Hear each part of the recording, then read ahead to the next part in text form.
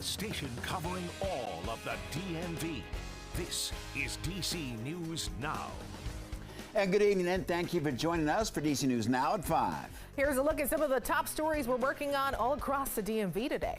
Yeah, developing right now, DC's finest have a new leader, at least for now. Mayor Bowser announcing an interim chief to take over short term. We'll tell you what we know about him in a live report.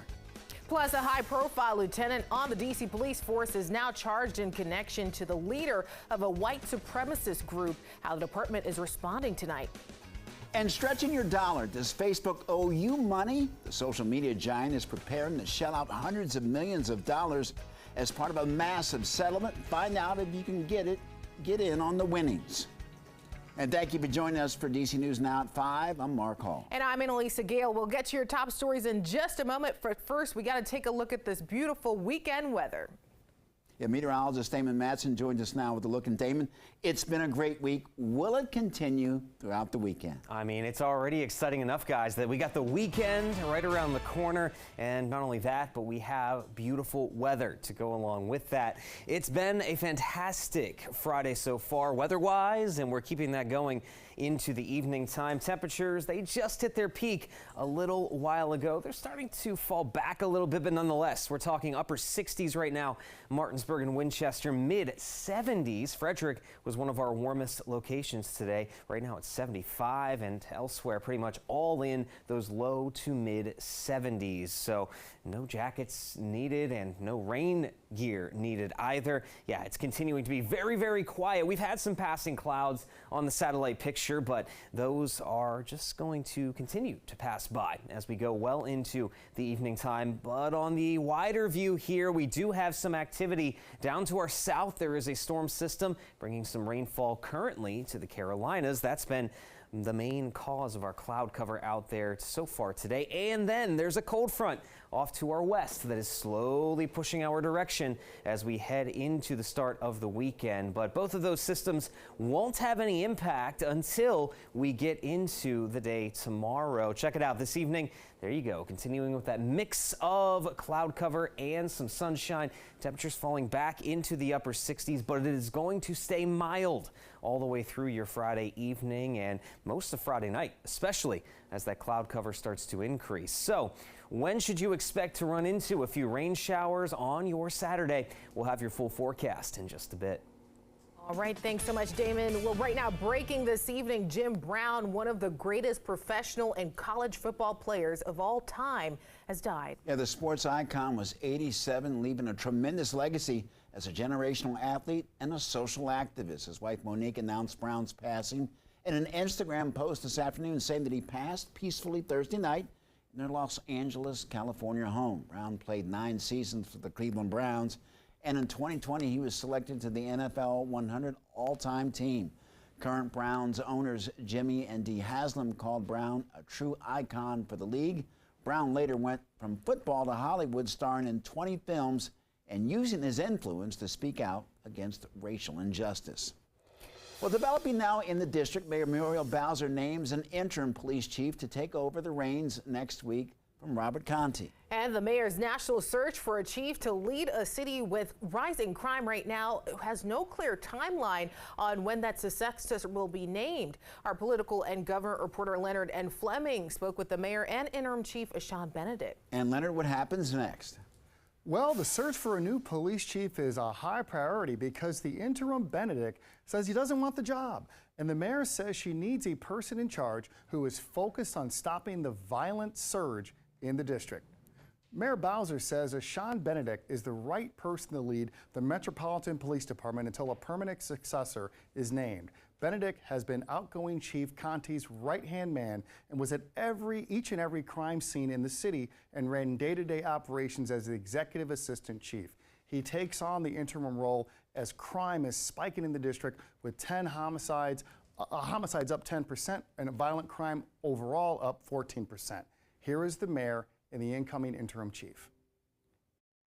I know that he is going to do a fine job in making sure that we're deploying our men and women, keeping the district safe while the interim search is ongoing.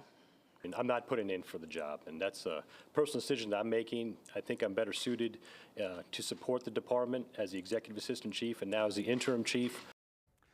Conti, whose last day is next Wednesday, tells me he sees this as a seamless transition. Also, I talked with Benedict about his biggest challenge. Even if it's a short-term role for him, you'll hear his priorities coming up in our next hour of DC News Now. Well, Leonard, let's stay in that lane. Why does Conti think Benedict is the right person for the job, even in a temporary role? Well, Mark, because of his experience working with illegal guns, Benedict came from the Bureau of Alcohol, Tobacco, Firearms, and Explosives. And given all the weapons pouring into the district and how these weapons are used to commit crimes, the appointment, Conti says, makes sense. Back to you. All right, thanks, Leonard. Well, also developing now in D.C., a Metropolitan Police lieutenant accused of leaking information to the leader of a white supremacist group has been charged. Officer Shane Lamont is in custody right now. He's charged with obstructing an investigation and making false statements. Officer Lamont is accused of leaking sensitive law enforcement information to Enrique Tarrio, leader of the Proud Boys. Lamont was working as a supervisor of the intelligence branch of MPD's Homeland Security Bureau.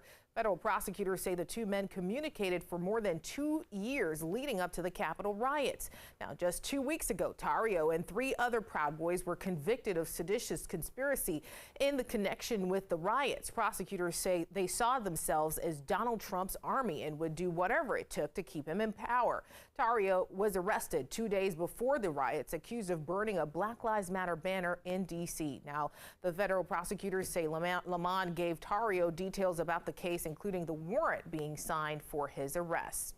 And Officer Lamont was formally charged in court this afternoon with 1 count of obstructing an investigation and 3 counts of making false and misleading statements to federal law enforcement. And new tonight in Frederick, Maryland, more cameras are coming to help catch dangerous drivers. Yeah, DC News Now's Anae Simmons found out why and where those new speeding and red light cameras will go. Numerous traffic complaints are prompting the Frederick Police Department to add additional red light cameras and speeding cameras. I think it's a good investment. I think making things slower is good.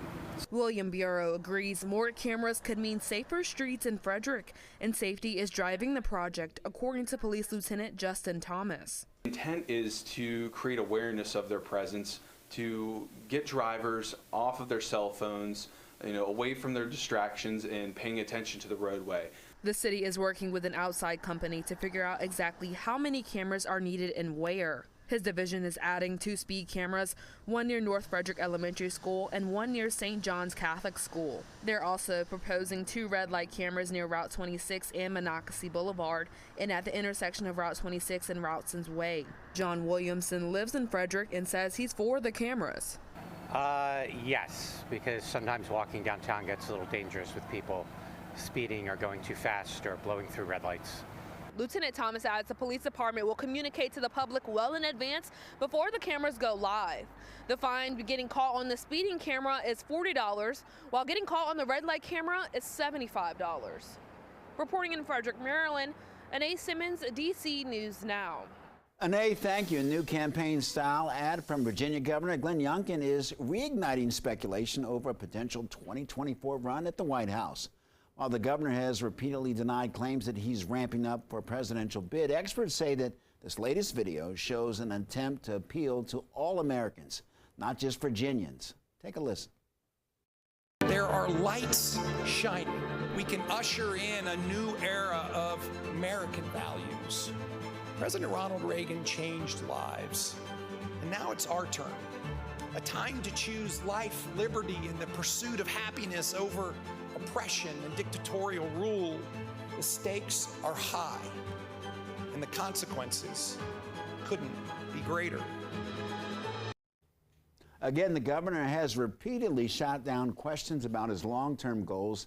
Just several weeks ago, when asked about a run by a Washington Post reporter, he explicitly said no, claiming that he's focused on the Commonwealth. All right, well, today is Bike to Work Day, and many participants were out and about enjoying their rides to and from work. DC News Now, Shanika Grimshaw shows us how some celebrated the annual holiday.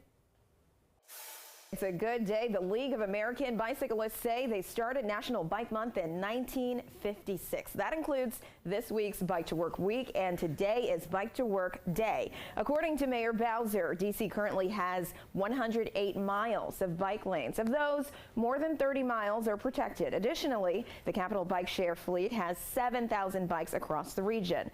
In March alone, they added 700 next-generation e-bikes, making the current bike fleet in D.C. around 1,000 e-bikes. Biking has many benefits, so let's list them, including reduced emissions, better heart health, saving money on gas and car repairs, reducing time spent in traffic, as well as higher levels of well-being and stress tolerance. We all need that. Many places around the DMV are celebrating as well. That's Montgomery Parks in Wheaton. They passed out refreshments and gave riders encouragement on their way to work. Back to you.